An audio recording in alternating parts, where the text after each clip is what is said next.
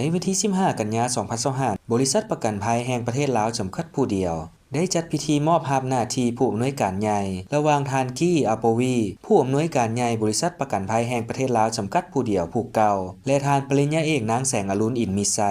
รักษาการผู้อำนวยการใหญ่บริษัทประกันภัยแห่งประเทศลาวจำกัดผู้เดียวผู้ใหม่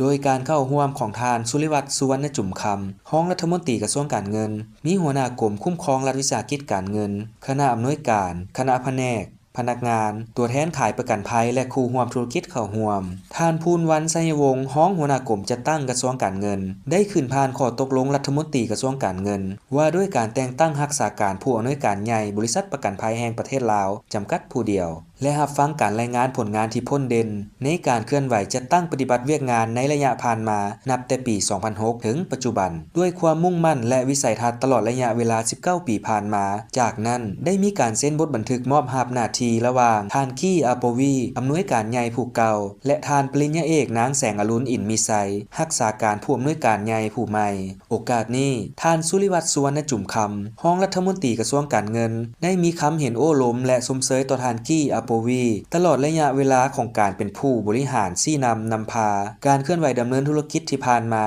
ซึ่งมีส่วนสำคัญในการกำหนดทิศทางยุทธศาสตร์ของบริษัทเพื่อสนองการบริการประกันภัยที่ดีที่สุดให้แก่ลูกค้าตัวแทนขายประกันภัยผู้ร่วมธุรกิจและทุกภาคส่วนที่เกี่ยวข้องเฮ็ดให้บริษัทประกันภัยแห่งประเทศลาวจำกัดผู้เดียวกลายเป็นผู้นำในตลาดประกันภัยลาวสำหรับผู้ที่มารับหน้าที่ใหม่ให้เอาใจใส่ร่วมพัฒนาอุตสาหกรรมประกันภัยในลาวให้มีความก้าวหน้าพัฒนาผลิตภัณฑ์ประกันภัยที่มีความหลากหลายแทบเหมาะกับความต้องการของผู้สมใช้ด้วยความเอาใจใส่เป็นมืออาชีพสร้างโอกาสให้ผู้ใช้บริการเข้าถึงการคุ้มครองประกันภัยอย่างมีคุณภาพและสืบต่อปฏิบัติหน้าที่เวียกงานเพื่อรับประกันให้บริษัทเติบโตอย่างยืนยงและรักษาการเป็นผู้นำด้านประกันภัยในสปป.ลาวบริษัทประกันภัยแห่งประเทศลาวจำกัดผู้เดียวได้สร้างตั้งขึ้นในปี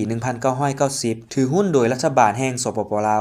100% ตั้งหน้าโดยกระทรวงการเงินบริษัทประกันภัยแห่งประเทศลาวจำกัดผู้เดียวให้การบริการด้านประกันภัยทุกประเภทแทบเหมาะกับความต้องการของธุรกิจและผู้สมใช้ที่เป็นบุคคลด้วยหลากหลายผลิตภัณฑ์เช่นประกันภัยรถประกันภัยสุขภาพประกันอุบัติเหตุทางด้านทางกายประกันภัยชีวิตประกันภัยที่อยู่อาศัยและธุรกิจขนาดน้อยประกันภัยก่อสร้างและอื่นๆปัจจุบันบริษัทประกันภัยแห่งประเทศลาวจำกัดผู้เดียวมีตัวแทนบริการขายประกันภัยในทั่วทุกแขวงทั่วประเทศพร้อมด้วยหน่วยงานแก้ไขอุบัติเหตุทั่วประเทศที่ให้บริการตลอด24ชั่วโมง7วันหรือทุกๆวันสายด่วนโทร1457